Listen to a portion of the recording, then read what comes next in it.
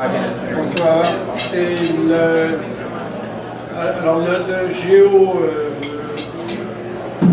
François Logier. Il y a plein de Français dans cette maison. Dans ce qui se passe, ils sont partout, comme on dit pour d'autres ethnies. Donc voilà, dans une salle un peu plus petite, mais c'est pas vraiment très gênant. Ce soir, notre invité est Alain Lutrici. Bonsoir. Bonsoir. Alors Alain était jusqu'ici, ça va probablement être l'occasion de pas mal de questions, était le senior VP de Motorola Mobility.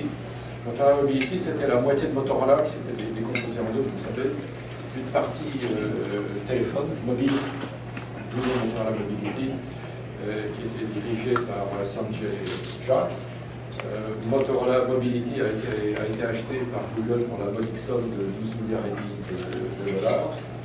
Et l'acquisition a été conclue juridiquement, enfin c'est-à-dire finalisée juridiquement avec l'autorisation du gouvernement chinois fin mai, si j'ai bien compris. Et Google a procédé à des coupes horizontale à partir du haut, ce qui fait que Sanjay et ses plus proches collaborateurs, dont Alain Lutrici, se sont trouvés libérés. C'était prévu. C'était prévu, oui, bien sûr. C'était prévu. Et puis, bon, moi, je recommande, vous le savez, je l'ai déjà dit à d'autres occasions, je recommande de se faire virer le plus tôt possible dans la vie professionnelle. Faites-vous virer. Parce qu'une fois que vous êtes fait virer une fois, vous êtes immunisé. Vous êtes immunisé, vous vous rendrez compte qu'on ne meurt pas, qu'au contraire, ça libère, que ça ouvre d'autres horizons, qu'à l'occasion, ça permet de se constituer un modeste ou moins modeste vécu. Enfin bref, c'est pas grave du tout. Alors, tu es né où? Je suis né à Neuilly. Neuilly. Sur scène. Oui, tes parents, mes deux parents étaient médecins, mon père chirurgien, ma mère anesthésiste, travaillaient ensemble. ils sont connus au boulot? Ils se sont connus À l'internat. Et donc tu as des frères et sœurs? J'ai une sœur un peu plus âgée que moi et deux petits frères. Et ma sœur est médecin aussi? Non, ma sœur est consultante. Très bien. Et tes deux frères? L'un est chief of staff, président d'une banque française qui s'appelle si la chambre des la caisse des dépôts de consignation. Ah oui, petite institution minuscule. L'achète de la caisse des dépôts, c'est à peu près $1 trillion, comme on dit ici, de masse de manœuvre. Enfin, c'est une énorme institution. Et l'autre, il est en fait ingénieur production dans les vaccins, chez Sanofi. Ah. Il te raconte des histoires de vaccins? Non, en fait, on est tous partis du domaine médical. Oui. Parce que j'avais une longue lignée de mes deux grands-pères étaient chirurgiens, mes deux grands-mères étaient médecins. Pour des Françaises, médecins dans les années 20, c'était rare. J'ai un arrière-grand-père couché. On va s'arrêter là. Bon, je vais venir un petit peu. Très bien. Et donc tu as fait. Alors, ta famille a navigué dans le monde ou elle est restée en France? Très ancrée. Donc toi, tu as fait des études à Paris? J'ai fait des études, j'étais aux arts et métiers d'abord. Ensuite, j'ai fait enseignement militaire. Ensuite, j'ai fait. Attends. Alors, les arts et métiers, pourquoi est-ce que tu as choisi les arts et métiers? C'est une très bonne question. Je pense que j'ai voulu être ingénieur sans trop savoir ce que c'était qu'un ingénieur. Mais parce que je ne voulais pas être médecin et que je ne voulais pas faire une école de commerce parce que ma soeur a fait l'école de commerce. Donc, comme on a assez de positifs dans la famille, je me dis que je vais faire mon truc à moi. Voilà. Tu as fait les arts et métiers Paris? Alors, un métier, c'était par centre régionaux. Seule la dernière année, c'est à Paris. Il faut que je fasse à Paris. Et là, je suis à Angers. À Angers? Ah oui, il faut parler plus fort. Il faut parler plus fort. Non, mais merci de faire la remarque. Donc, et pourquoi Angers? C'était des hasards C'était par des zones géographiques. Paris-Ouest, Normandie, Angers. Donc tu sors des arts et métiers, tu fais ton service militaire à ce moment-là, tout de suite. Et tu fais ton service militaire dans quelle arme? Des sous-offres, naturellement. Non, j'étais scientifique du contingent. Scientifique du contingent, c'était le statut qui avait été créé à la fin des années 60 pour les gens qui ne voulaient pas faire le service militaire. Et en fait, je suis arrivé complètement par hasard. Un jour, un type dans les labos, en dernière année aux arts, je pensais faire une demande de report pour faire une opération plus tard. Et un type est passé en disant j'ai une possibilité de service, de piston, mon père travaille dans l'armée, etc. J'ai pas envie de faire mon service tout seul. Est-ce que tu peux venir faire ton service? J'ai dit où ça? Il me dit à Versailles, au château. Oui, bon. Et faire quoi? Prof. Voilà. Prof de quoi? Prof de résistance des matériaux et de construction mécanique. Dans le génie. Dans le génie. Donc il y a une très belle école de génie militaire qui est dans les dépendants du château. Et ça, c'est très bien. Voilà. Alors raconte-nous, tu avais combien d'élèves? Tu avais une classe, tu avais combien d'élèves? Non, j'avais 3 classes. J'avais en fait des sous-offres qui faisaient l'équivalent d'un VEP. Ouais. Et j'avais des gens qui faisaient l'équivalent d'un BTS. Et j'avais ensuite une classe qui était des officiers qui sortaient de Saint-Cyr ou de Saint-Provence Des intellos. qui faisaient une validation d'ingénieur de construction. Et alors on va commencer par les premiers. Il y en avait combien qui étaient attentifs dans la classe? C'était tous vachement attentifs, très disciplinés. Très disciplinés. Non, c'est vrai. Pourtant, la résistance des matériaux, c'est boring, mais c'était Personne au fond de la classe. En fait, les gens qui faisaient ça, les sous-offres faisaient ça pour avoir une promotion. Donc, en fait, c'était motivé. Donc ça a duré 1 an. Et après, ils t'ont relâché par la nature. Absolument. C'était une très très bonne expérience parce qu'en fait, j'en ai tiré une bonne leçon. Quand on était scientifique du contingent, point de vue militaire, c'est pas très bien vu comme statut pour les raisons que j'évoquais. C'était seconde classe, 500 balles par mois, faire un job finalement normal. Ouais. Et j'avais, on m'avait dit, quand je suis allemand, on m'avait dit t'as pas de bol, t'es tombé sur le lieutenant-colonel qui était le pire, le plus difficile, le plus exigeant, etc. Tu vas être obligé de bosser. Et puis il y a eu un accident d'auto. Donc normalement j'étais que assistant commissaire, il y a eu un accident d'auto, et le jour où il y a eu un accident d'auto, on dit bon, tous les cours vont être reportés au deuxième trimestre, etc. Je dis bon, ok. Je suis réfléchi, pourquoi vous ne voulez pas que je fasse les cours? Alors tout le monde dit t'es fou, Oui, dans l'armée, quand on se prend. Alors, tu sais qu'à l'armée, quand on se porte volontaire pour quelque chose, on est considéré comme un dangereux individu. ou un doudingue. Je l'ai vécu. Oui. Alors, effectivement, après, j'ai eu le remords parce que effectivement, j'ai eu beaucoup de travail. Et puis, quand 3 mois après, le pauvre colonel est revenu avec son bras contre la canne, il y a eu un vilain accident d'auto.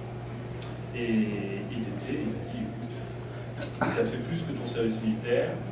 À partir du moment où tu es là tous les lundis matin pour les couleurs, tu fais ce que tu veux. Donc, j'ai fait ce que j'ai pu. C'était quoi? J'ai pris des cours d'anglais, parce que je pensais que ça pourrait peut-être me servir un jour. Et puis j'ai préparé mon entrée à l'ISA, qui était en fait le MBA d'HEC, qui demande un petit peu de préparation, qui demande un dossier assez... Et pourquoi est-ce qu'un ingénieur respectable veut s'abaisser à faire un MBA? C'est une très bonne question. Figure-toi que quand j'étais... donc je suis rentré dans cette école d'ingénieur par hasard. Oui, tu avais de la lumière. Voilà. C'était une très bonne école d'ingénieur. Je me suis dit, il faudrait quand même que je vois ce que c'est. Donc j'ai travaillé tous les étés. D'ailleurs j'ai essayé, j'avais fait un stage ouvrier à la SNCF. C'était quoi la SNCF, le stage ouvrier? Aide conducteur. être conducteur de train Mais marchandise. c'est quoi conducteur? T'apportes le conducteur t'apporte le café. Dans les trains marchandises, il faut qu'il y ait 2 personnes qui travaillent dans le train. Ouais. Donc il y a le conducteur qui conduit. Donc, toi, tu fais l'arrière-train. Et lui, et l'aide-conducteur qui fait la conversation au conducteur. Donc tu as fait la conversation. Ouais, mais c'est très bonne expérience. Et tu en as gardé une bonne idée de la SNCF? J'en ai gardé une bonne idée de ce que pouvait être le syndicalisme en France. C'est une expérience très intéressante. On m'avait dit, essaie de ne pas dire de quel milieu tu viens. Le Neuilly, le Neuilly, tout ça, voilà, c'était marqué. Et en fait, c'était vraiment une très très bonne expérience sur le plan humain, c'était super. Mais effectivement, j'ai jamais dit exactement où je voulais. Et alors après, j'ai donc cherché les différents métiers d'ingénieur. Donc j'ai travaillé 2 mois et demi dans une boîte qui faisait de l'ingénierie pour le nucléaire. Ouais. D'abord aux études, ensuite au service qualité, pour auditer les fournisseurs. J'ai travaillé pendant 2 mois et demi chez Michelin, en production, dans l'usine de pneus.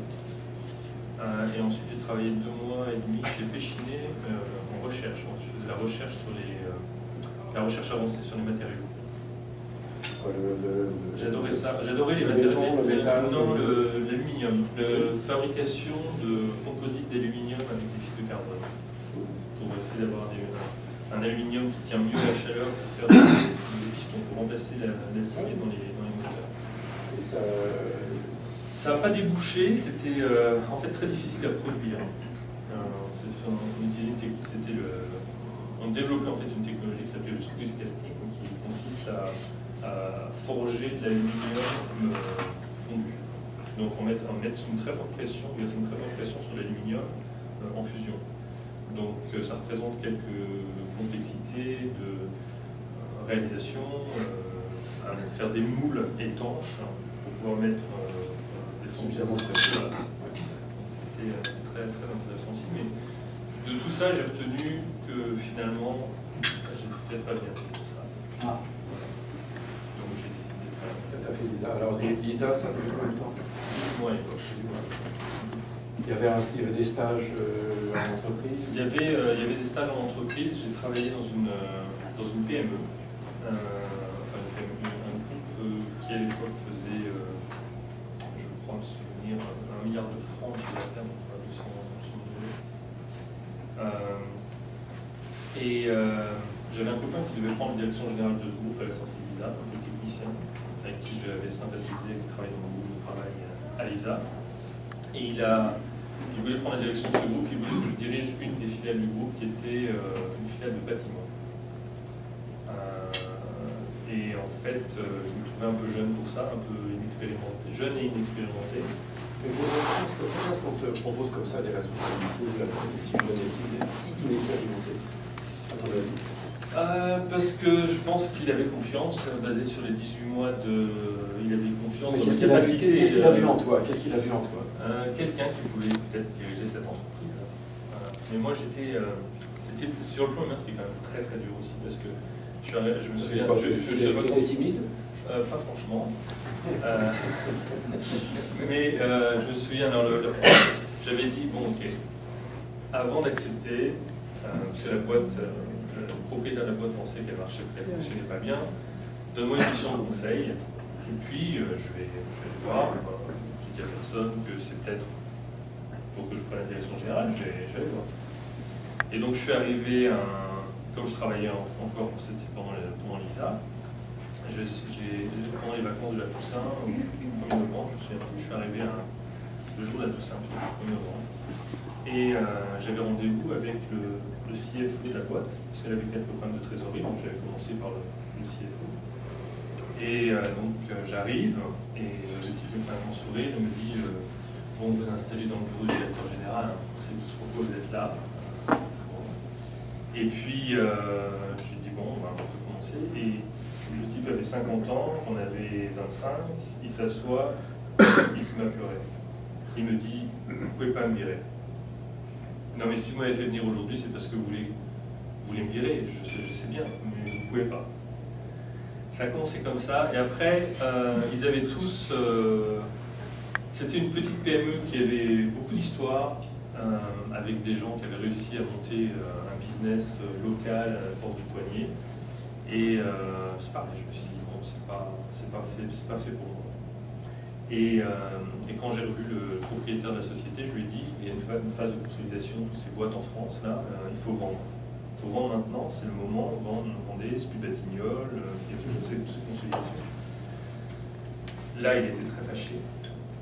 Donc, et puis finalement, un an après, le groupe a déposé son bilan et la boîte a été rachetée par Spuds-Batignolles, mais pour un franc. Pour un franc, ça va. Voilà. Ouais. Donc c'était... Donc ta carrière dans les affaires commençait bien. Voilà. Bon. Alors donc tu sors de l'ISA. Voilà, je sors de l'ISA. Et je me dis, je vais faire du conseil. Tu vas faire du conseil. Voilà, je vais faire du conseil. Et je regarde et je me dis, j'aimerais bien faire du conseil chez McKinsey. Alors pourquoi McKinsey? J'en sais rien. J'étais fasciné par McKinsey. Et puis je passe des entretiens chez McKinsey et chez Mars en parallèle, un cabinet qui s'appelle le cabinet Mars en France. Et puis il y a eu beaucoup d'entretiens chez McKinsey. Au 6e entretien, je me suis dit, je vais à bon pourquoi. Vous ne parlez pas bien anglais, vous ne parlez pas assez bien anglais, ce que vous avez. Il vous faudrait une expérience d'une boîte américaine, 2-3 ans, et puis après vous verrez. Bon. On dirait le refus d'un venture capitaliste à entrepreneur. Revenez nous voir quand vous avez des clients. Tout ça. Donc, oui, voilà. Non mais ça me rappelle quelque chose. Oui.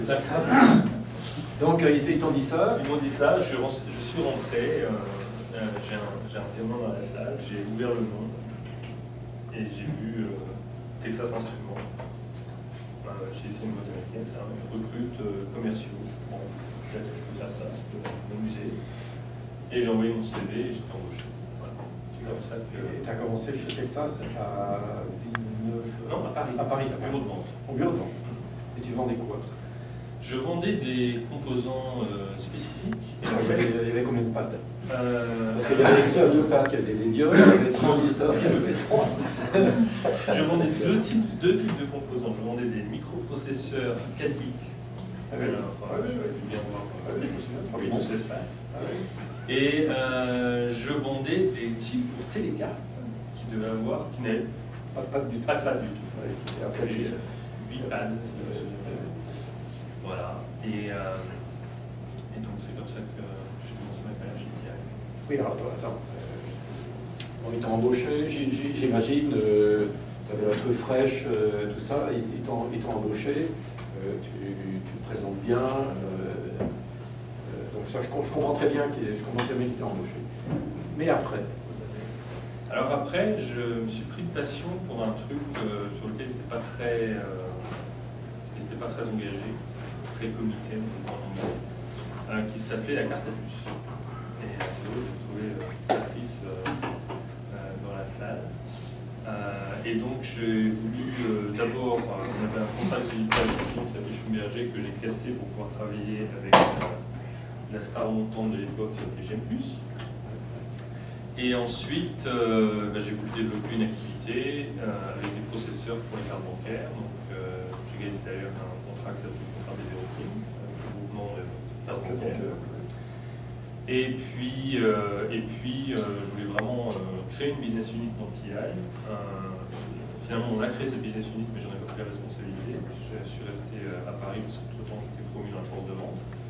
Mais, par exemple, j'ai travaillé avec Patrice ici sur le premier projet TI. C'est la première fois que TI travaillait pour la communauté européenne. Et on avait gagné on travaillait avec un gros projet Patrice qui était en fait dirigé par Patrice, si je me souviens bien.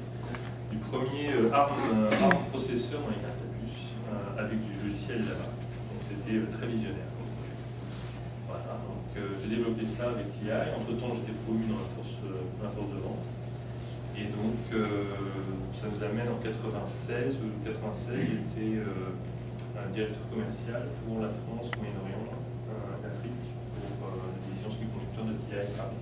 Ah, tu m'as raconté, quand on a préparé cet entretien aujourd'hui, une histoire d'espionnage qui était assez assez croustillant. Tu veux en parler? Alors, je peux en parler, je pense que plus de temps. Ce qui est intéressant, c'est que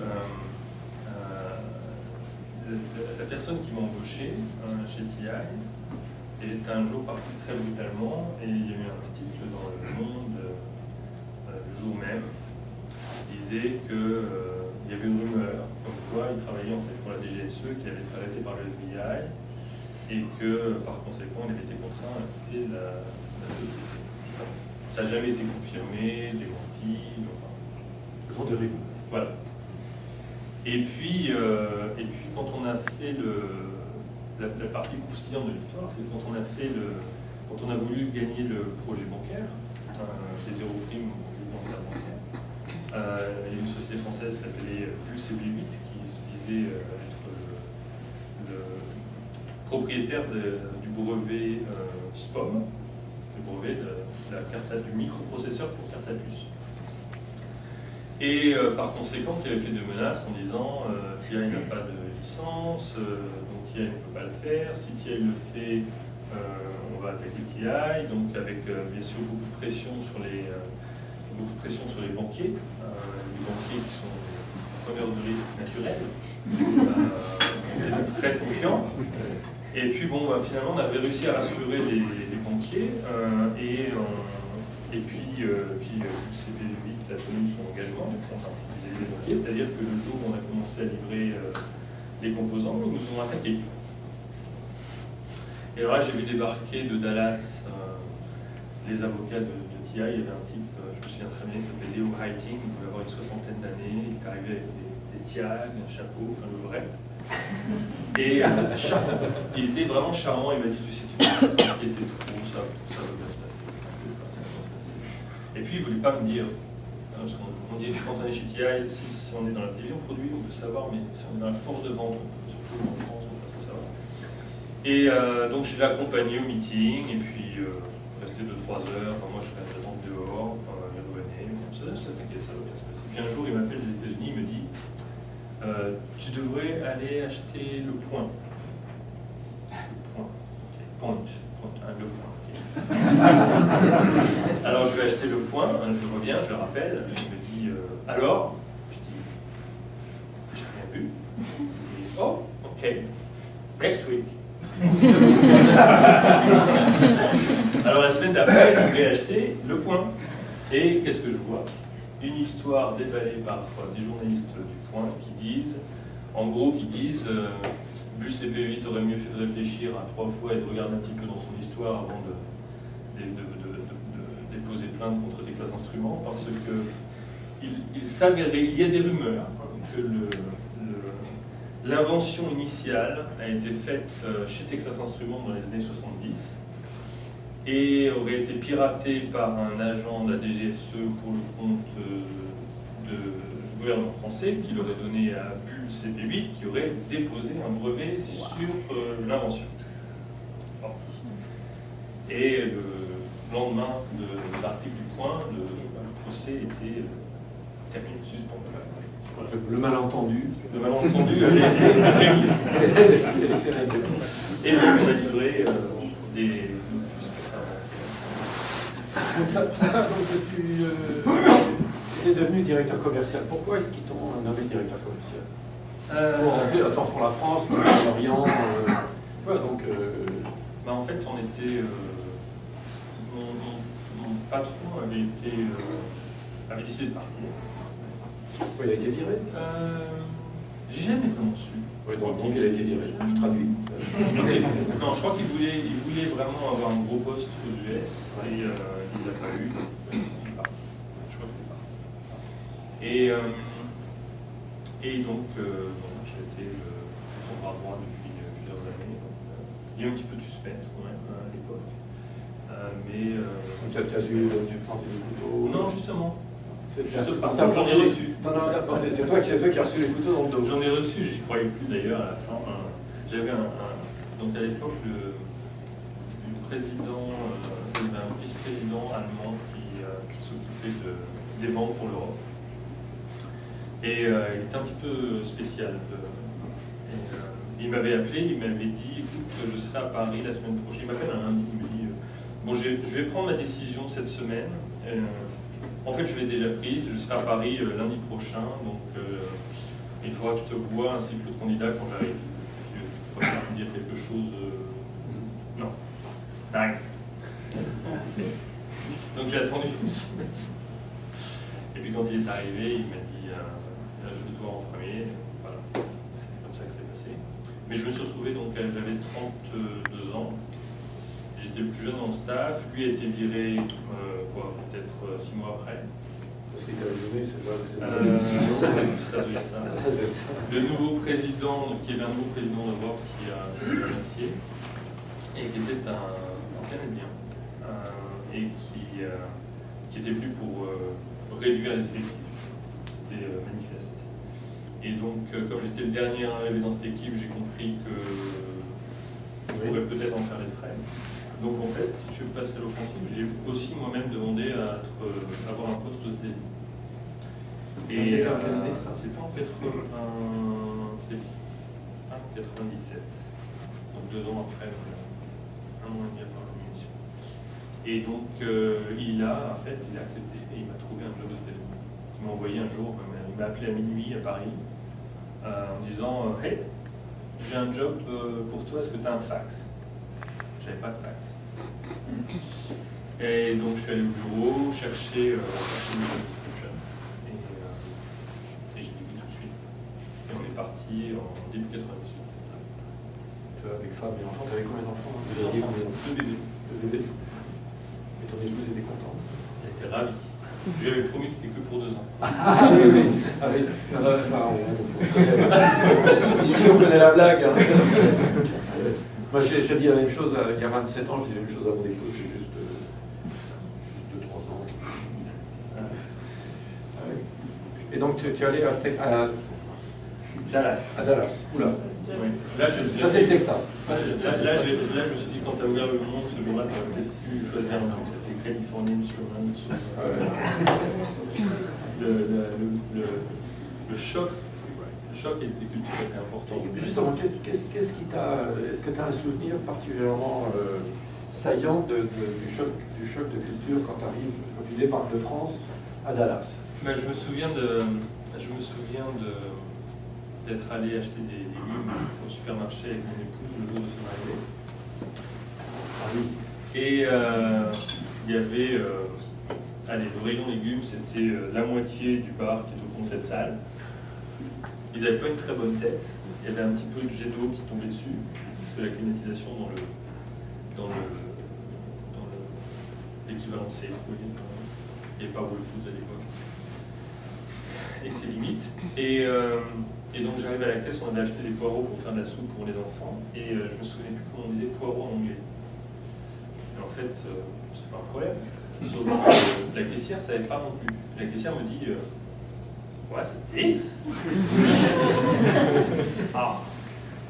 Alors j'ai pris le papier, la petite liste. Il y avait une petite cheat list. J'ai pris la petite liste et je dis là j'ai please. Okay. Et là, quand on est sorti du magasin, on est vas-y, qu'est-ce qu'on fait là? Voilà. Donc ça c'était un petit peu le choc de Et c'était ton poste? Alors mon poste c'était super intéressant. En fait, c'était à l'époque il y avait tout ce dilemme. La distribution, je crois qu'il existe toujours aujourd'hui, la distribution, la vente de semi-conducteurs, et les grands comptes, et puis la distribution, et puis les règles qui aident la distribution, parce que les produits sont compliqués à vendre, enfin, tout un business model de distribution qui est très difficile. Et à l'époque, TI avait dit, c'était le début d'Internet, et TI avait dit, enfin Internet pour le business, et TI avait dit on va essayer de vendre directement aux ingénieurs via Internet. Et donc, ils avaient créé une fonction qui s'appelait Mass Marketing pour tous les clients qui n'étaient pas des clients directs. Et donc, j'étais recruté comme directeur marketing dans cette fonction et j'avais en charge en fait de faire les premières distributions via Internet, donc outils logiciels. En fait, j'ai fait les premiers outils développement DSP qu'on a développé, qu'on a délivré via Internet, que les ingénieurs pouvaient downloader d'Internet. Un système une livraison d'échantillons. Donc les gens pouvaient commander, c'était au début du commerce, c'était gratuit à l'époque. Hein, et donc les gens pouvaient commander leurs échantillons et on avait déjà mis en place un système de logistique derrière pour pouvoir les livrer.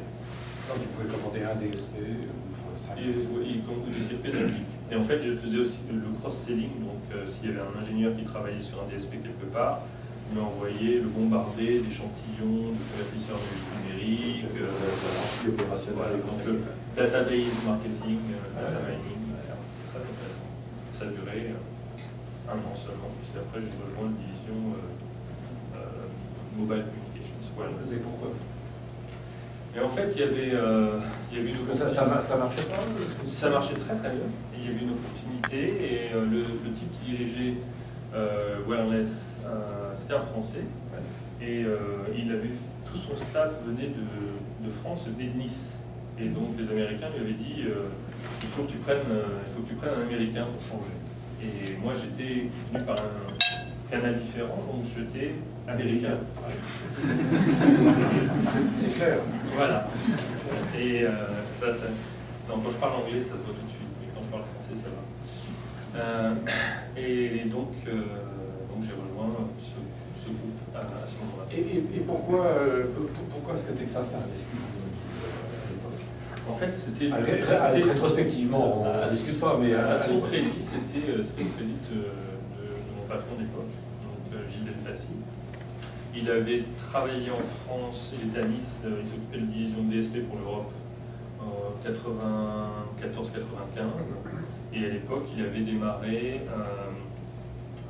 avec Matra, puis Ericsson, puis Nokia, qui voulaient faire des DSP, mais à l'époque, un GSM, tout le monde disait, les Américains disaient ça ne marchera jamais, l'analogue c'est cheap. Ils allaient voir Motorola ils disaient ça ne marchera jamais. Et donc il avait eu beaucoup de mal, et finalement il avait fini par les convaincre, mais quand il les a convaincus, le management américain, quand il a convaincu le management américain que le DSP, le GSM, le digital allait gagner, ils lui ont demandé de venir à Dallas. Et donc il est venu avec son staff de l'époque en 95. Et donc moi je les ai rejoints en 99, il avait déjà développé toute la partie modem de ce business, digital baseband. Et donc tu faisais quoi dans cette Alors moi je m'occupais, donc c'était ma première business unit, donc j'étais responsable des business unit Amérique, qui en fait était un client qu'on avait convertissait de l'analogique au digital, Motorola. Ericsson qui avait une division TDMA à Raleigh, Paris. Et puis une petite start-up qui s'appelait Qualcomm. Ah, à San Diego. Voilà, à San Diego. Et pour Qualcomm, on faisait. J'avais pas réussi à convaincre. Il y avait un type qui dirigeait le design digital, qui était un peu têtu, avec qui j'avais une relation un peu tendue, qui s'appelait Sanjay Jha. Ah.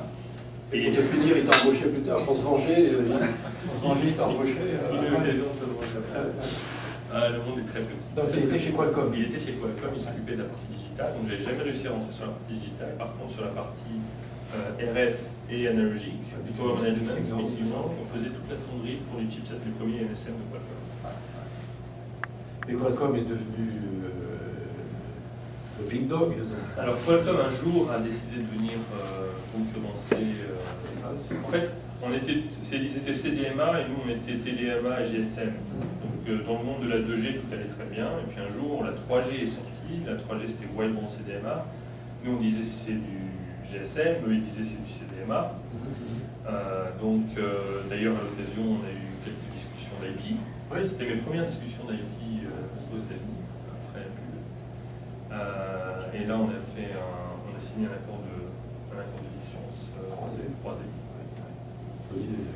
À l'époque, ouais. Et nous, on faisait aussi du CDMA, et puis on faisait du GSM, puis on faisait de la 3G, et puis on s'est lancé sur le smartphone à l'époque. Qu'est-ce qui fait, vu de l'extérieur, que Qualcomm a aussi bien réussi? Parce que c'est devenu colossal, Qualcomm. C'est devenu colossal. Je crois que, d'abord, à leur crédit, c'est une boîte qui, sur le plan engineering, a un talent absolument exceptionnel. Mais surtout à l'époque. À l'époque, au début, où il fallait créer les premières architectures, les premières architectures low power, les premières versions intégrées, ils étaient vraiment très bons. Ils ont une très bonne stratégie de manufacturing, avec plusieurs sources sur leur basement. Ils avaient des coûts de... Bien qu'ils n'aient pas leur propre fab, C'est ça, ils n'ont pas fait. ils ont des faiblesses, et donc bien qu'étant, nous on pensait qu'en étant fab intégré, on serait plus compétitif qu'eux, mais c'était vraiment très bon. C'est le début. C'était la plus grosse start-up fabless, je pense, de l'époque, potentiellement. Et puis leur IP play était très fort. Des fois, un petit peu. C'est-à-dire que les clients avaient plutôt intérêt. Les clients qui n'avaient pas d'IP, en fait, il y avait une sorte de syndication de l'IP. Si Qualcomm a une position tellement forte sur le marché qu'en fait, quelqu'un qui achetait des chipsets de Qualcomm ne pouvait pas vraiment être poursuivi par quelqu'un qui avait autre chose de l'IP. Voilà. Donc, ils avaient une face, enfin, ils avaient il y avait d'autres intérêts que la qualité du produit ou du prix, en fait, c'était très cher, pour les gens qui se lançaient dans le billet à l'époque. Tu m'as dit que tu avais de très bons souvenirs de cette TI. Oui, parce que c'est une boîte, TI c'est une boîte de gentils, de gens qui collaborent, c'est une boîte où finalement les choses ont toujours été plus ou moins faciles pour moi. Donc en 2000, j'ai pris un petit projet qui s'appelait OMA.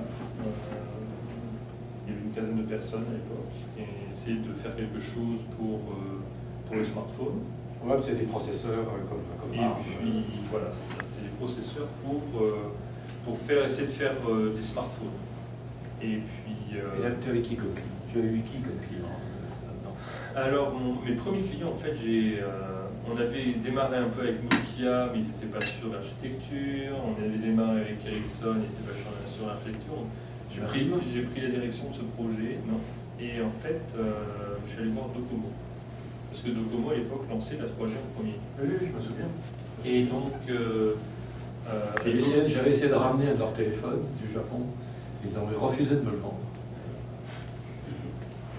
Et donc Docomo, on était la première société, je crois, américaine à signer un contrat de confidentialité avec Docomo. Et on avait présenté au MAP à Docomo, et ils avaient décidé que c'était super, et ils avaient décidé qu'ils allaient imposer à tous les fabricants japonais.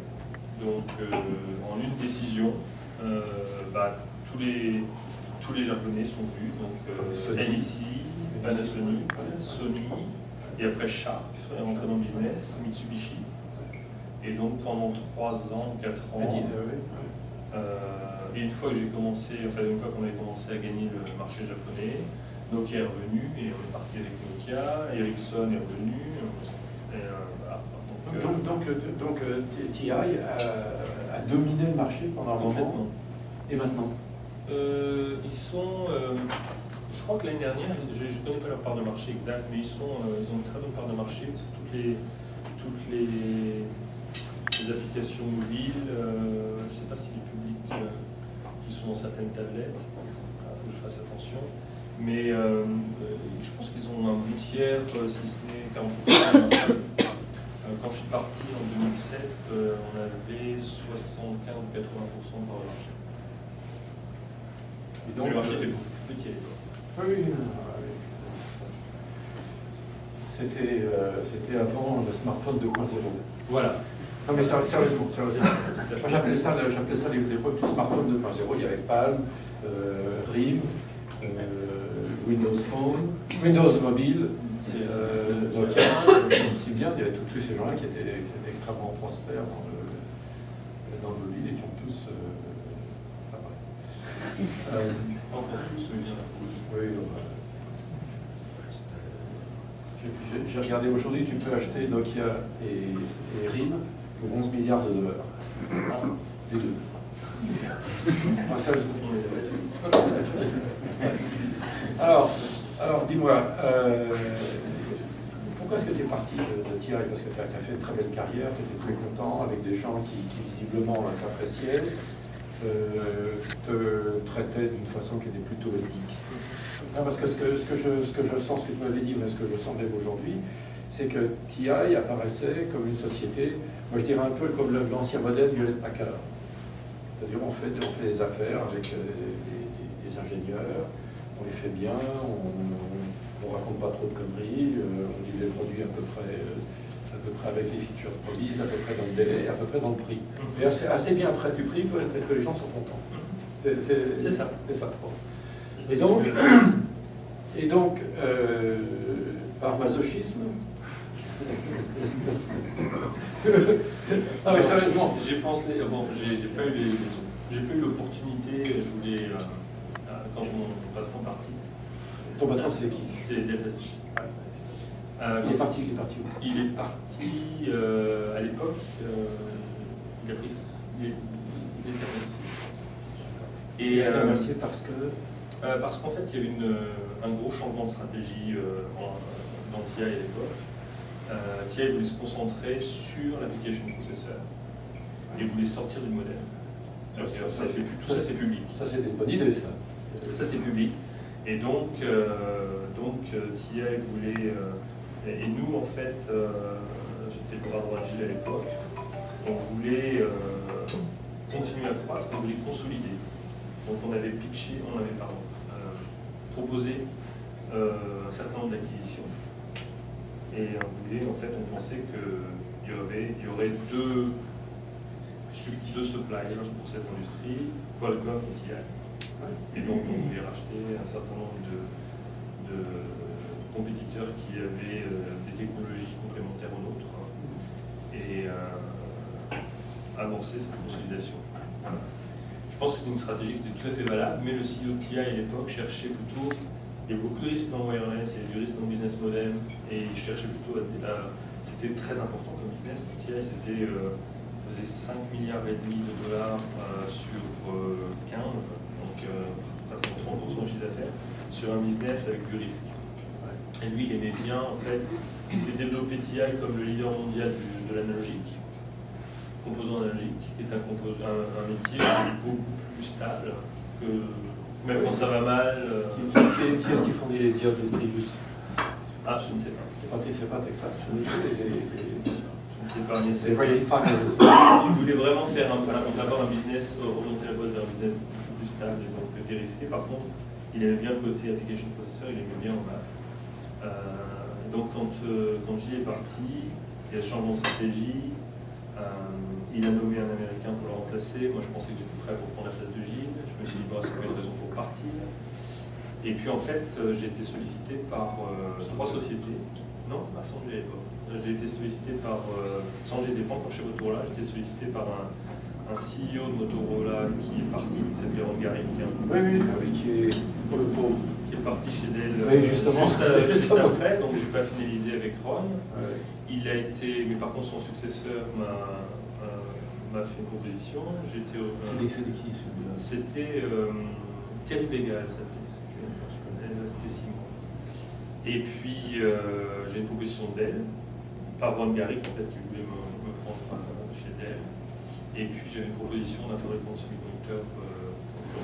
Raconte-moi ta conversation, parce que tu raconte ta conversation avec Dell. Parce que ça, je trouve ça assez sur le virtual R&D. Oui, en fait, bon, je choisis mes mots. Non, mais je le traduirai.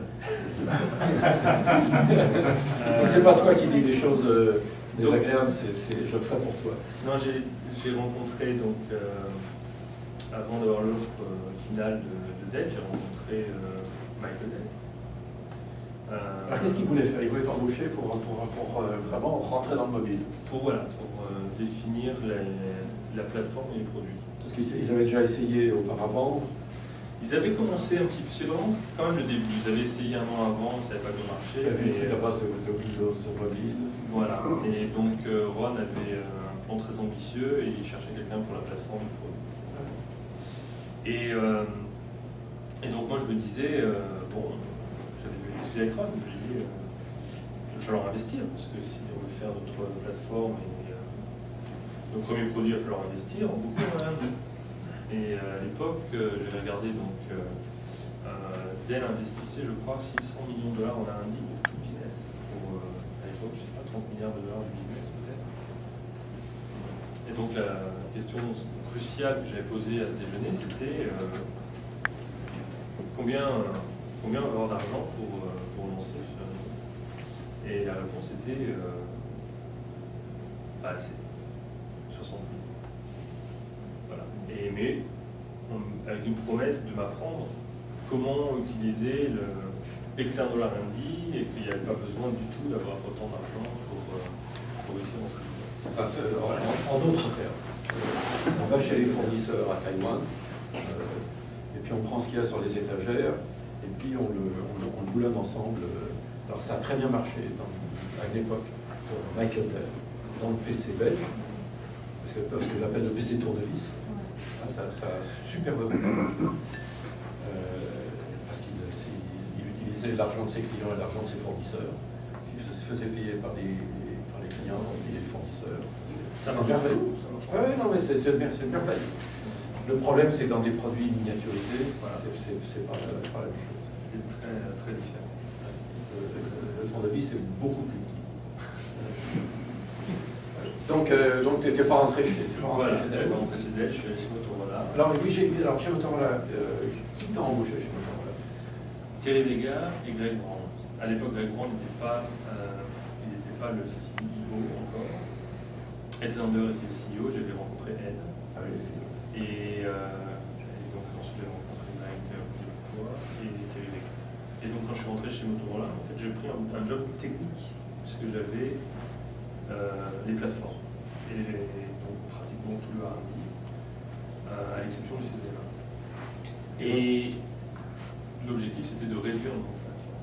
Ouais, tu m'as raconté, il y avait quoi? On les a comptés, on les a recomptés. C'est bien compté, je me souviens pas du compte exact, mais rien que sur Linux, il y avait trois plateformes différentes concurrentes qui se faisaient la concurrence sur Linux à l'époque. Plus, en fait, on les a toutes essayées, parce que j'étais recruté pour les réduire, mais la première décision qui a été prise 2 semaines après que je sois arrivé, c'était d'investir dans Symbian numérique. Donc on a rajouté une avant de... Oui, parce que comme on le sait, plus on a de plateformes, mieux ça marche. C'est pas tout à fait ça. Voilà, donc c'était une aventure incroyable. Ouais, c'est ce qui a fait le malheur de Nokia aussi, qui avait 4 plateformes. Donc tu es rentré, alors quand est-ce que Sanjay est arrivé là-dedans? Alors Sanjay est arrivé pratiquement 1 an après. Il t'a trouvé dans une salle de réunion et il t'a foutu dehors, ou au contraire parce qu'il se souvenait, il avait demandé ce souvenir de toi? Oui, parce qu'il y a eu un petit épisode au passage entre les deux, c'est que quand il était président de Qualcomm à l'époque,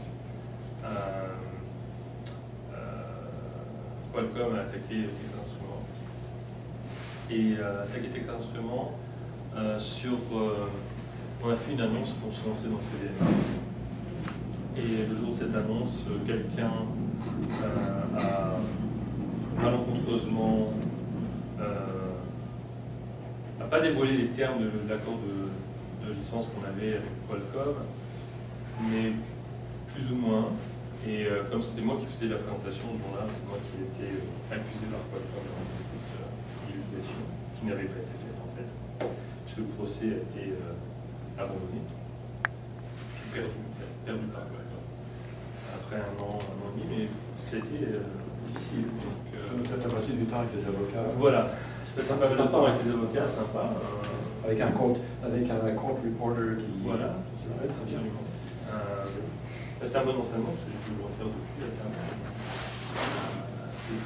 C'était une époque tendue entre Sanjay et moi.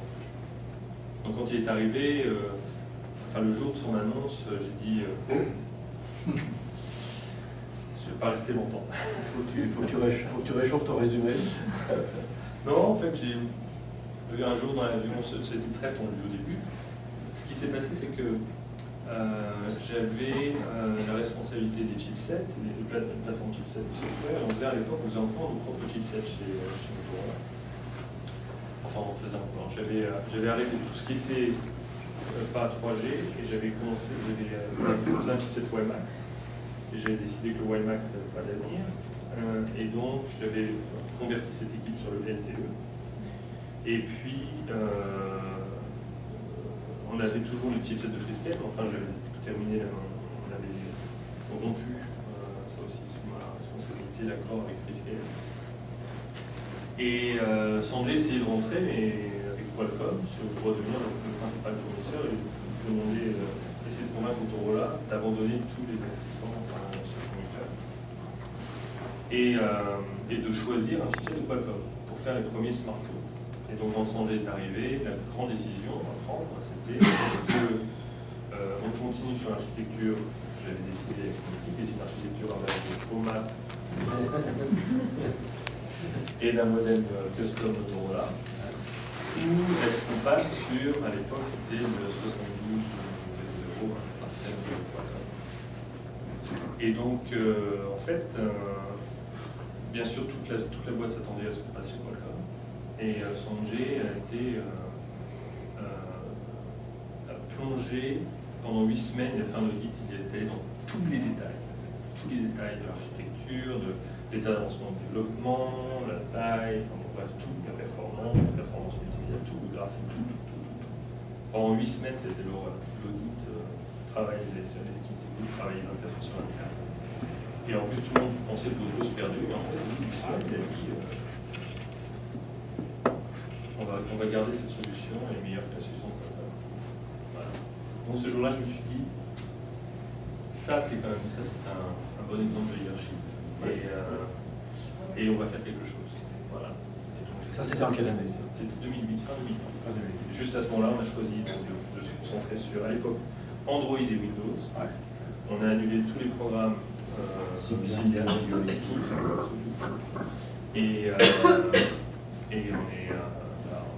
démarré la partie, on a démarré ce qui est devenu Motorola Mobilité.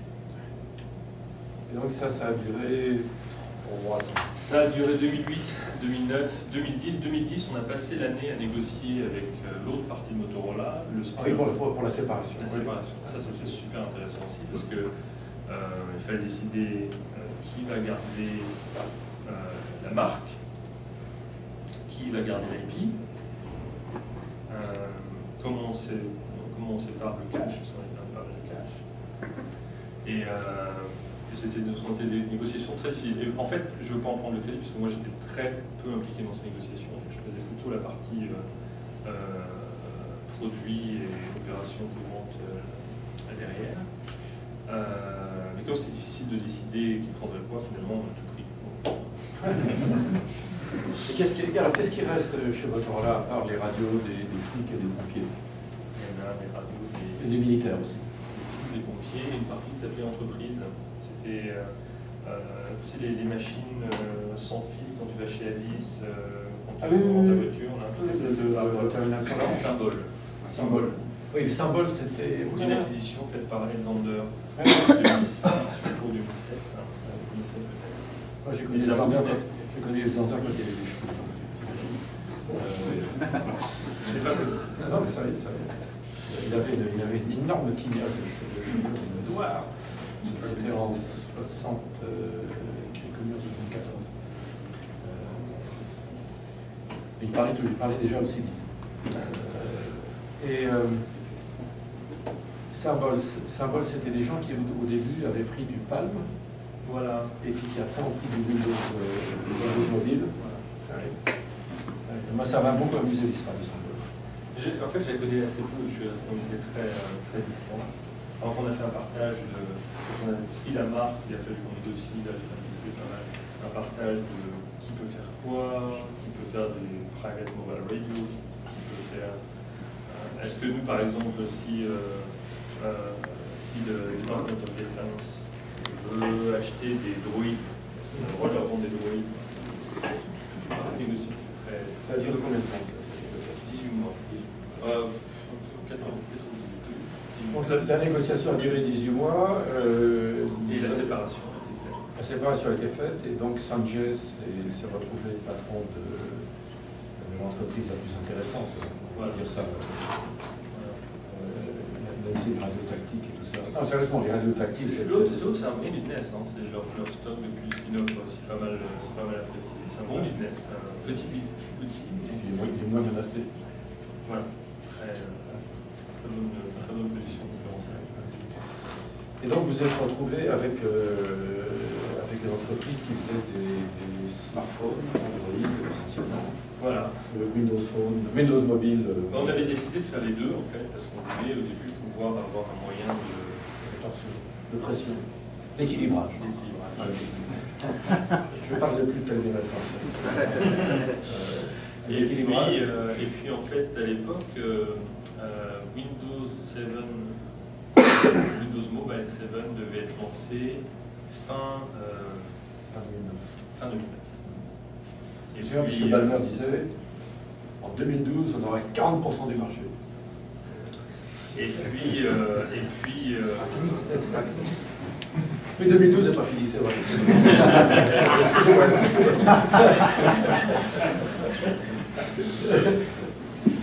Et puis finalement, à Barcelone, ils nous ont annoncé qu'ils auraient peut-être aussi 6 à 9 mois de retard. Ils ne voulaient pas qu'on mette plus d'ingénieurs sur Microsoft que sur Alors, donc on sait ce qui s'est passé.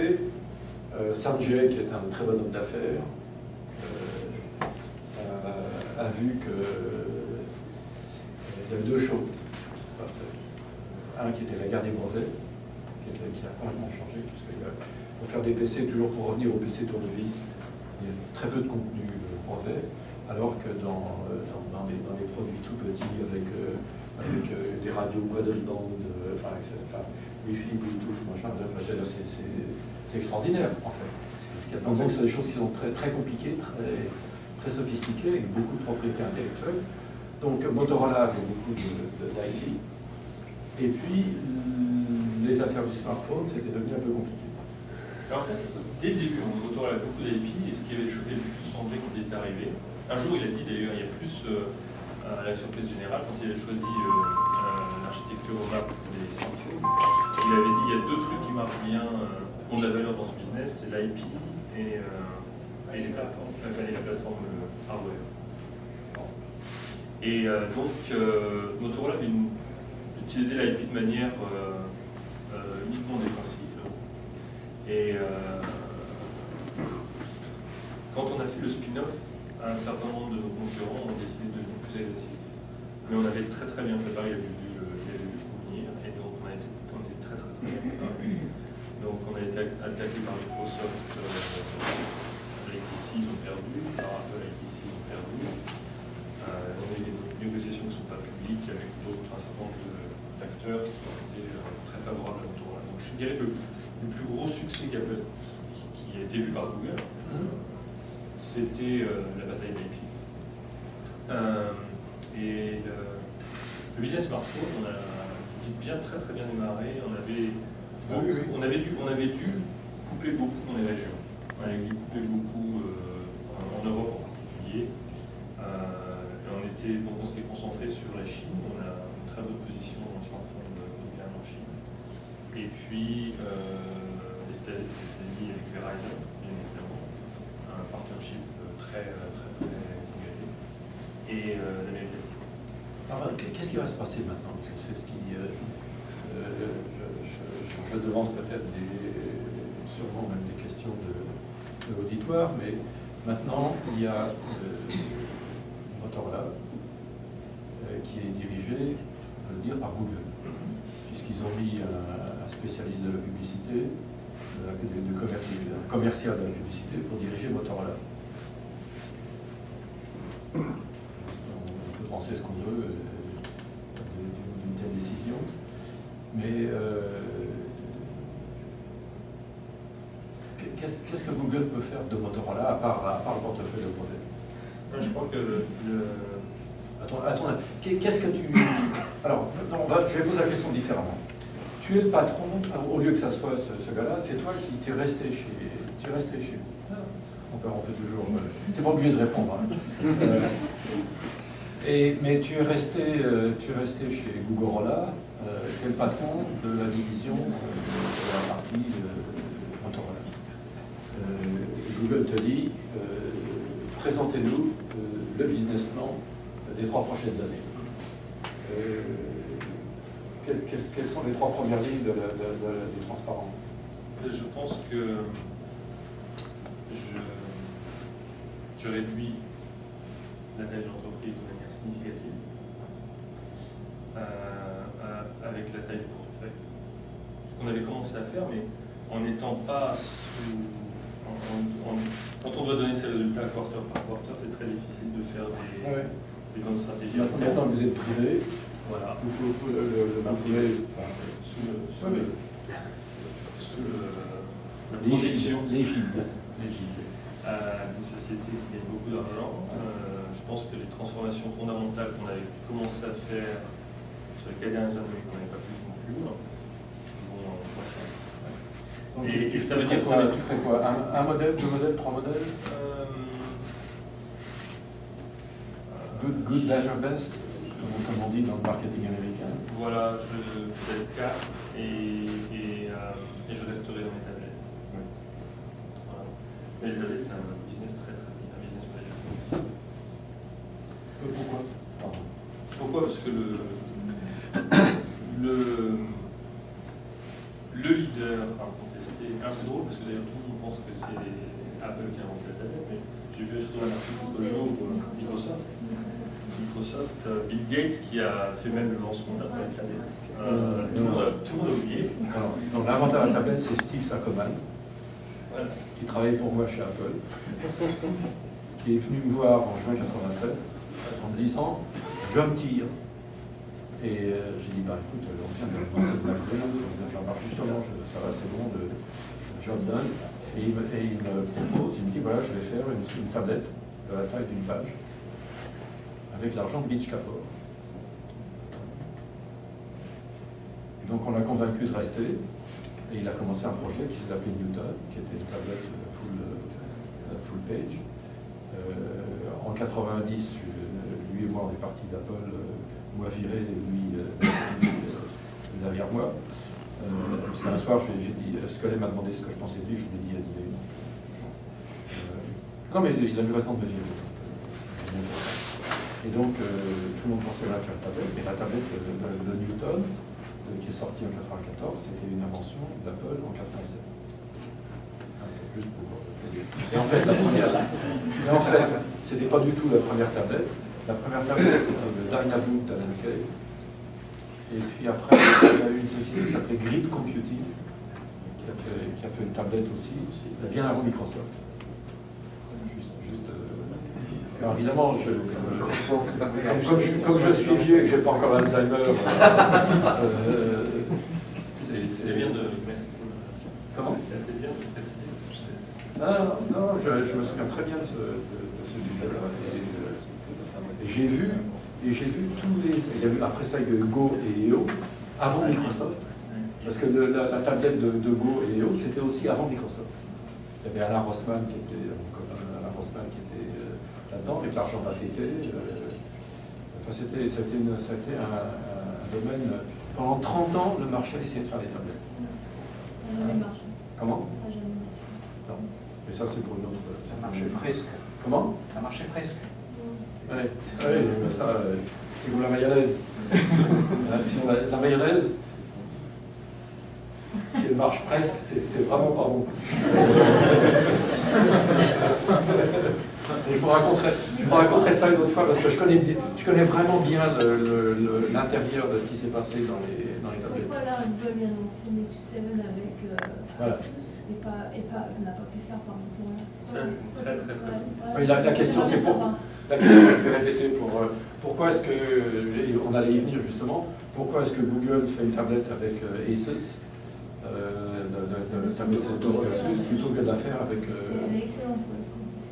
Je crois que le challenge de Google, c'est justement cette dualité entre être un fournisseur de plateformes gratuites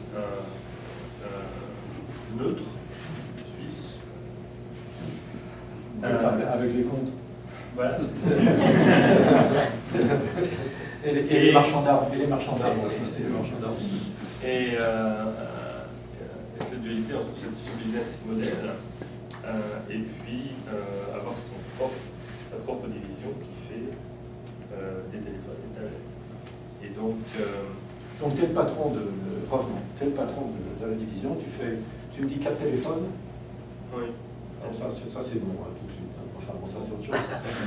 C'est un trop, au moins un trop. Et tu fais Non, deux tablettes. il y a Non, des complexités. non, je plaisante. Et puis deux tablettes. Voilà. Et tu as besoin de quoi pour ça, comme argent? Beaucoup moins que. Oui. Ouais. Et pourquoi vous avez dit que c'était un marché très difficile? Alors pourquoi c'est un marché très difficile? Parce que pour l'instant, Apple a fait un produit qui est vraiment parfait, premièrement, avec un excellent marketing. L'écosystème très fort dès le début, donc beaucoup d'applications. Et donc ça c'est les trois après donc le cost qui vient de la taille qu'ils ont, ça ils l'avaient pas au départ. Donc ils ont fait très fort avec ces trois éléments au lancement de leur première tablette. Et en fait la plateforme Android, je pense qu'elle n'était pas prête. Donc la première instanciation c'était Honeycomb et nous on a fait la première tablette avec Zoom. Déjà elle était retardée de près de 4 mois son introduction. Et puis tous les services que Google voulait lancer n'étaient pas là. Et les applications n'étaient pas terribles. Donc en fait, très vite, ce qui s'est passé, c'est que, je pense que c'était peut-être une erreur de précipitation. Et ce qui s'est passé, c'est qu'on voulait une bonne tablette, on achetait Apple, on voulait une tablette pas chère, on achetait Android. Et ça c'est très bien. Donc ça, en plus, d'autant plus que Android est une plateforme complètement ouverte. Et le premier projet dont on était amoureux était retardé de 4 mois ou 5 mois. Après le lancement de la première tablette, on a quand même vendu plus d'1 million.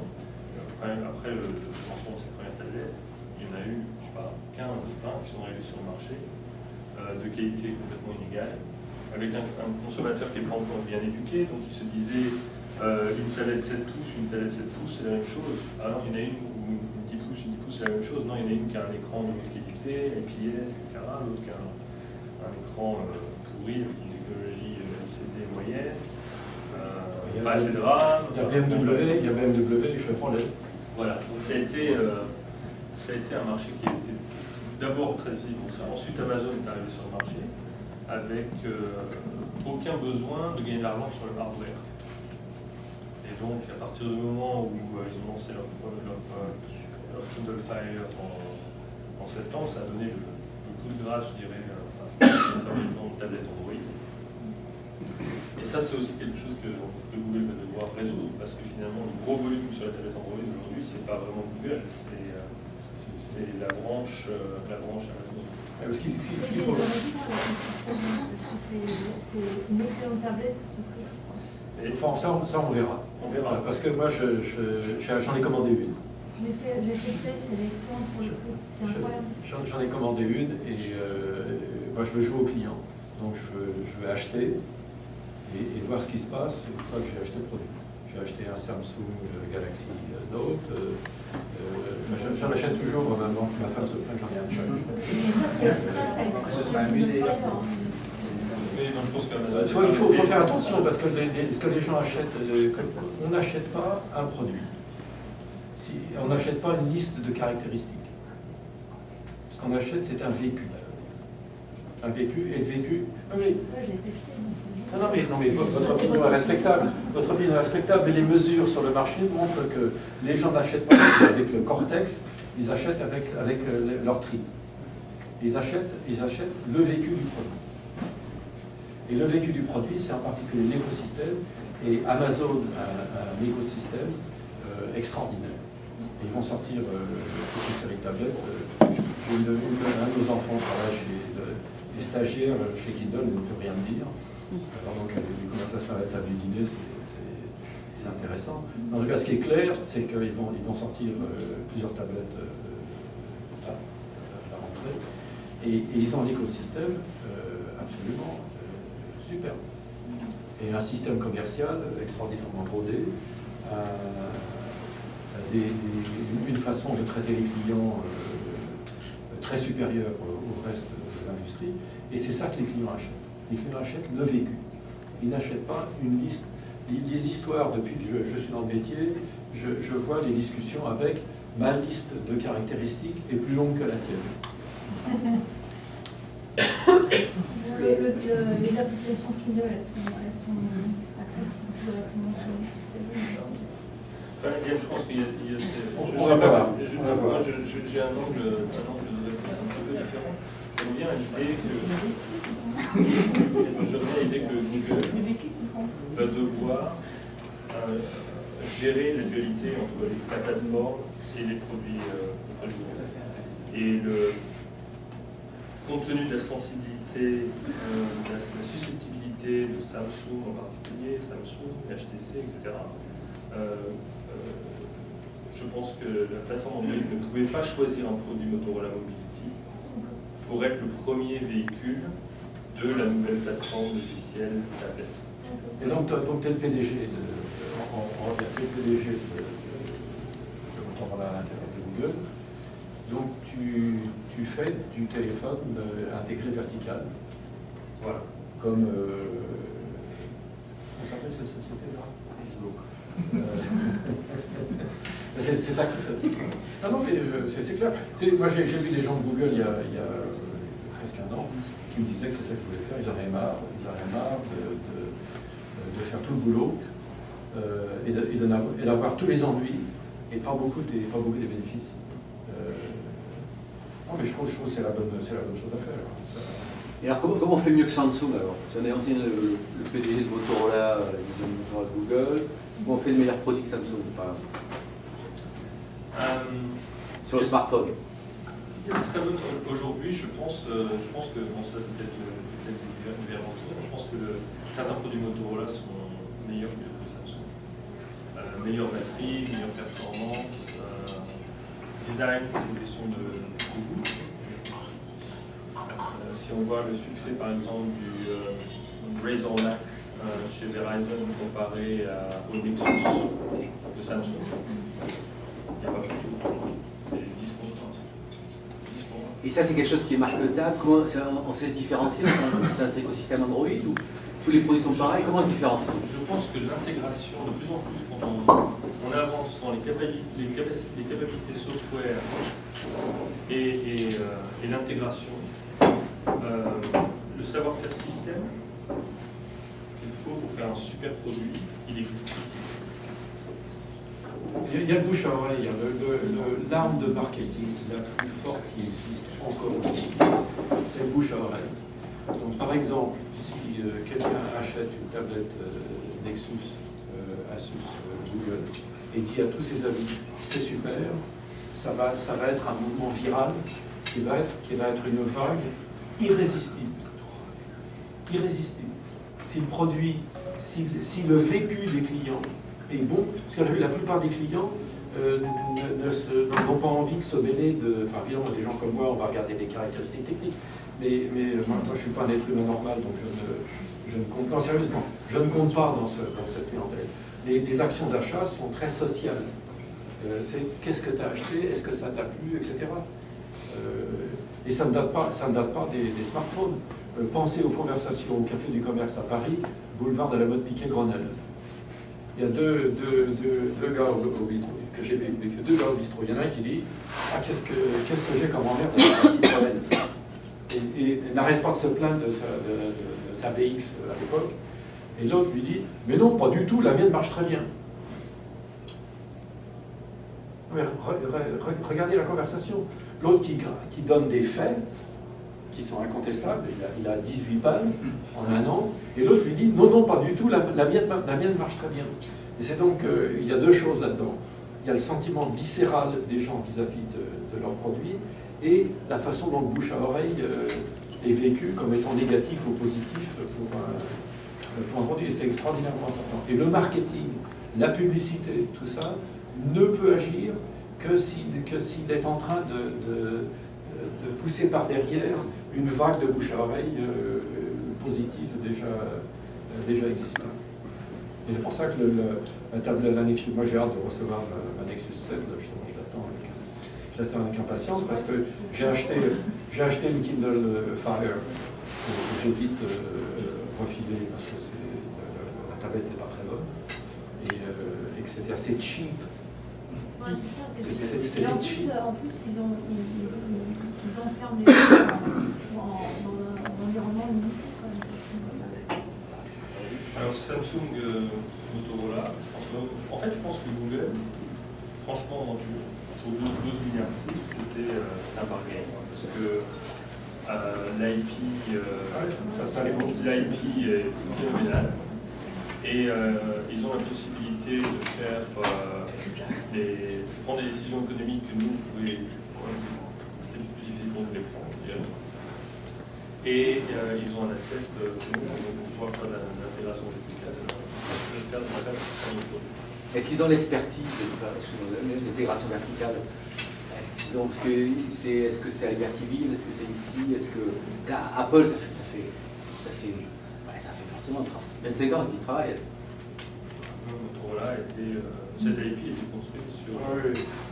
Motorola a un héritage, comme on dit en américain, dans le mobile, dans la fabrication de petits objets, dans la miniaturisation. Souvenons-nous quand même de l'extraordinaire succès du Razer. C'était un produit petit, esthétique, extraordinairement bien fait, et que les gens de Nokia ont regardé en se disant « Ah, qu'est-ce qui est arrivé ?» Parce qu'ils avaient à l'époque leur savonnette là. Nokia faisait des petites savonnettes. Moi j'en ai eu une 8801 qui était une merveille, je le tirais. C'était des très beaux. Non, mais c'était des produits merveilleux. Et puis Motorola est arrivé à l'époque et pendant un moment a tout ramassé sur le marché avec le c'était avant ton intervention.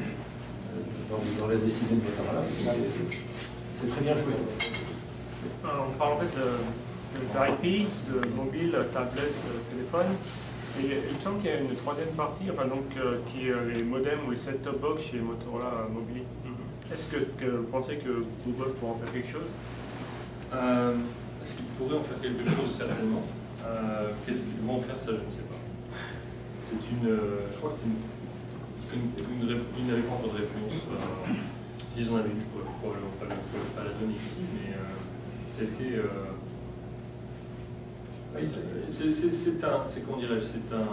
C'est un business qui est très intéressant potentiellement pour Google. La question c'est est-ce que ce sont des business qui sont avec une legacy très importante dans un écosystème fermé un petit peu du passé. Et la grande question c'est est-ce qu'on peut faire évoluer cet asset sans compromettre complètement les relations avec le passé et continuer le leadership dans la nouvelle phase de développement de cette industrie, ou est-ce qu'il vaut mieux faire table rase et recommencer de zéro? C'est ça quelle est la meilleure stratégie pour réussir? Et très franchement, on a gardé ces deux business très séparés. On a essayé de développer un moment un petit peu de synergie entre les business, mais on en a fait très peu. Donc on a ces deux business très séparés. C'était quoi la collaboration entre Motorola et Samsung en 2008? Et comment vous voyez dans 3 ans la contribution de Motorola sur Google Revenu? La contribution de Motorola, pardon, sur Google Revenu ou profit? C'est une bonne question. Alors la première partie de la question, c'est la collaboration entre... Samsung et Motorola en 2008. Collaboration. Parce que c'était sur les plateformes. Oui, parce que... Voilà, on travaillait. À l'époque, en fait, c'était avant de choisir de partir sur Android. On essayait de développer notre propre plateforme Linux, à base de Linux. Et d'ailleurs, pour la petite histoire, ça paraît évident aujourd'hui d'avoir choisi Android.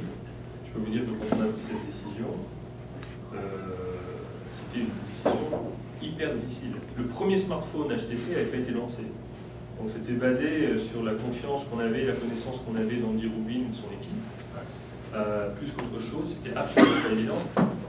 Je ne sais pas si pour ceux qui connaissent un petit peu ce business et qui étaient à Google I.O., ils ont annoncé donc, il y a 15 jours qu'il y a 900 000 nouveaux smartphones Android activés chaque jour. Donc, le premier produit Android a été livré probablement en novembre 2008.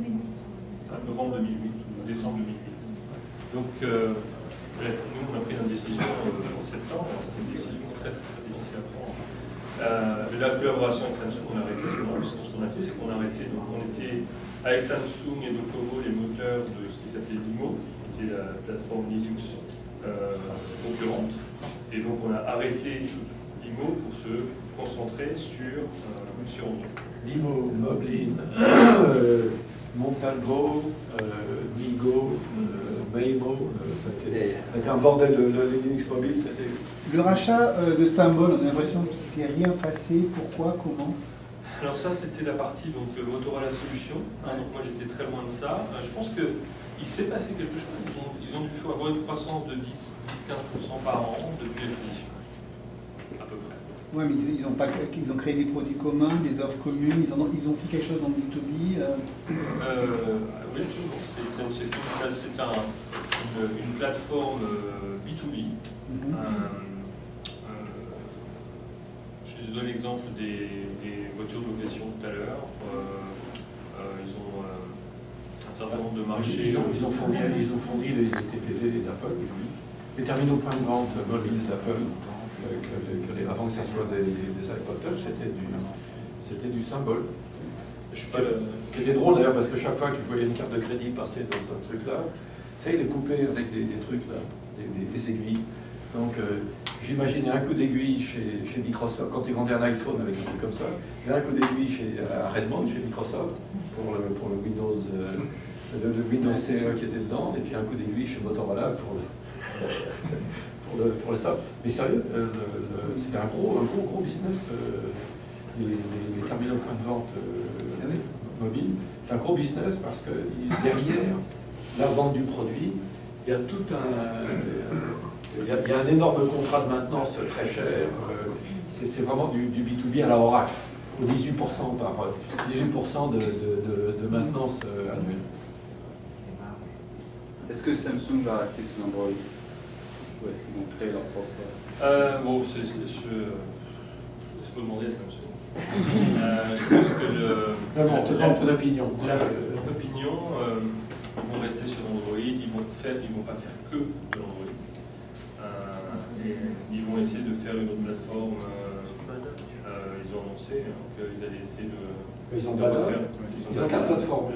Ils vont essayer de refaire une plateforme. Ils ont Tizen, qui est une plateforme pour les downphones de haut gamme. Pada, Windows Phone.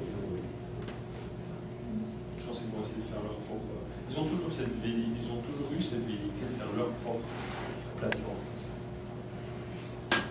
Et s'ils ne le font pas, ils vont essayer de faire une branche d'Android. Moi j'avais une question sur la guerre des brevets qu'on évoque là, avec IBM qui vend ses brevets à des sociétés type Facebook qui n'en ont pas. On est en train d'avoir quand même ces plateformes qui sont quelque part des monopoles qui se musclent avec des brevets achetés, développés par d'autres. On accélère sur le phénomène brevet et plateforme. Comment tu vois ça avec cette expérience IP de Motorola? Je crois que le fond du problème est différent. C'est qu'en fait, tous les acteurs aujourd'hui nouveaux, les gros acteurs finalement, c'est Google, Microsoft, potentiellement toujours, Amazon, nouvel entrant. En Chine, en fait, les boîtes Internet se lancent dans le mobile. Et donc tous ces gens viennent d'un milieu qui n'est pas un milieu industriel, un milieu où il n'y a pas de brevet, il n'y a pas d'IP, beaucoup d'argent, mais pour jouer dans la cour des industriels traditionnels, il faut avoir de l'IP. Donc c'est là qu'a commencé ce phénomène d'acquisition de brevets. Et je pense que c'est inéluctable, ça va continuer. Microsoft aujourd'hui a encore signé deux fabricants de tablettes à base d'Android. Mais ils gagnent plus d'argent sur les fonds Android que sur les téléphones de Microsoft. Avec des royalties. On voit apparaître de plus en plus des solutions de virtualisation des plateformes mobiles. C'est une question d'IP, le fait que personne cherche à émuler des applis iOS. Je pense que les batailles de plateforme, c'est déjà le passé. Je pense que l'avenir, c'est HTML5 partout. Donc en fait, on développe une application d'HTML5 pour le mobile, pour le PC, pour la tablette, iOS, pas iOS. Voilà. Oui. Vous avez parlé beaucoup de réduction à chaque fois dans l'organisation, de réduction d'équipe, de réduction de revenus ou de focalisation. Aujourd'hui, on est dans une stratégie de globalisation. Vous, comment vous caractérisez l'organisation d'aujourd'hui ou demain? Je pense qu'en fait, déjà, je veux juste faire une petite parenthèse légale. Je n'ai pas vraiment parlé de réduction, j'ai dit on réduction de portfolio. Donc réduction de portfolio. Et si j'étais en charge de cette entreprise, hypothétiquement, je ferais à partir d'une réduction de portfolio, une réduction de l'effectif. Ce que va faire Google, ça je ne sais pas. Il faut attendre de voir ce qu'ils vont faire. Je pense que si on regarde aujourd'hui, la plupart des téléphones sont fabriqués en Chine. Nous, Motorola, on fabriquait nos téléphones en Chine, dans nos propres usines. Apple fabrique bien, c'est connu. Samsung, HTC, Taïwan et la Chine. Donc en fait, le gros de l'industrie, pour ce qui est de la fabrication, mais de plus en plus le design et le développement logiciel, se fait là-bas. La création d'expériences uniques, d'applications, l'intégration de nouvelles expériences dans la maison, autour du mobile, c'est quelque chose qui est pensé ici. Je crois que c'est un petit peu la tendance en fait. Donc, quand on voit les jobs disparaître, il y a quand même une consolidation importante dans l'industrie. On attend les jours de Nokia sont peut-être comptés, les jours de RIM sont peut-être comptés, si j'en crois la Mandela. Il y a une consolidation de l'industrie d'une part, et d'autre part un déplacement géographique de la conception et la fabrication des produits, parce que les plateformes iOS est fermé, mais Android, plateforme ouverte, ça donne des outils. Une plateforme ouverte et gratuite, des outils fantastiques, des très bonnes bases d'engineering en Chine. Donc je crois qu'il y a ce mouvement de ce transfert d'effectifs vers la Chine qui est inéluctable.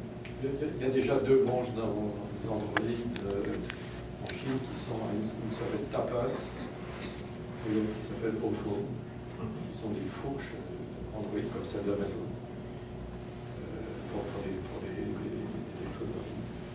Ça permet de faire des téléphones mobiles qui sont du haut du bas de gamme, si je peux dire, au lieu d'avoir des feature phones, des dumb phones, ça permet Android de faire des téléphones pas chers et très très bons. Oui, contribution de Motorola sur Google dans 3 ans au niveau du profit. J'essaie de... Votre opinion. J'essaie de ne pas répondre. Désolé. Aujourd'hui, Motorola, c'était à peu près 10 milliards de dollars de revenus en smartphone. Je crois qu'ils ont un outil formidable. Ils ont très bonnes équipes. Ils vont probablement pouvoir devenir très compétitifs. Ils ont le bouche à oreille. Il y a un appeal de Google. Donc même si ces téléphones sont vendus sous la marque Motorola, je pense qu'il y a un appui important. Et ce sont des gens qui savent faire du marketing. Donc ils ont tout pour réussir. Tout pour réussir, ça veut dire qu'ils peuvent passer de 10 à 30. Maintenant, 30, qu'est-ce que sera le business de Google dans 3 ans? Je n'ai pas réfléchi à cette question. Ce que représentera 30 sur... Mais bon, je mets la barre assez haute. Je pense que c'est tout à fait faisable. Une dernière question, parce que je vois qu'on ne s'ennuie pas puisque l'heure tourne, donc c'est possible.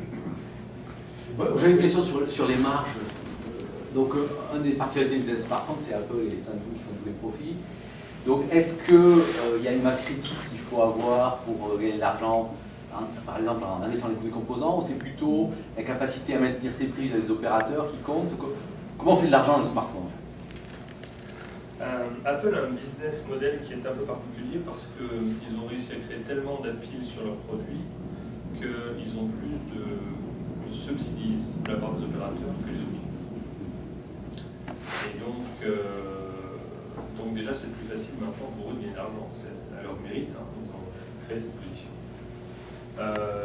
Et le volume, l'aspect de volume est un aspect très critique pour la plupart des composants. Donc la bill of materials est nécessairement plus avantageuse pour quelqu'un qui a beaucoup d'échelles. Beaucoup d'échelles. Donc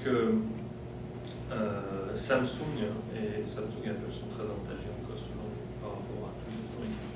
Mais il faut regarder, on est tous partis de la même base. Hein, et quand Samsung a commencé les smartphones Android, ils voulaient avoir vraiment du volume en smartphone après nous. Mais ils avaient gardé en fait une base globale très importante. Donc ils ont très vite pu avoir un volume par produit très important. Alors que pour Motorola, on était plus contraint sur le marché américain. La Chine, le marché croît très uniquement sur le haut de gamme. Et on était très absent de l'Europe. En fait, en Europe, le marché a été extrêmement fort sur les 3 dernières années. Mais aussi, Samsung, ils ont beaucoup de composants qui sont dans l'iPhone aussi. Ils font leur argent comme ça. Donc, comment Samsung gagne de l'argent, ça c'est un autre débat. Je ne sais pas exactement comment on gagne de l'argent. On ne connaît pas les prix. Le chocolat coréen. Ils ont beaucoup de composants. Mais on ne connaît pas leur prix. Ouais. On connaît pas la réalité économique. S'ils font du profit ou pas. S'ils gagnent vraiment de l'argent ou pas, par contre. En tout cas, ce qui est sûr, c'est que pour leur business, ils ont tout. Ouais, ça, ils sont. Pour leur business, ils sont complètement intégrés, ils sont capables de. Sauf quelques composantes chez Qualcomm, justement, de chez Broadcom. Il y a le côté radio, ils ne font pas. Mais tout le reste, les affichages, les processeurs, tout, ils font. Ils sont vraiment les gros méchants de ce. Ils sont dans les autres. Ils vendent leurs composants dans les autres. Donc ils font aussi de l'argent comme ça. Ou par exemple, l'écran IPS et LG. Donc ils font beaucoup d'argent sur ça. Ok. Merci beaucoup. Merci.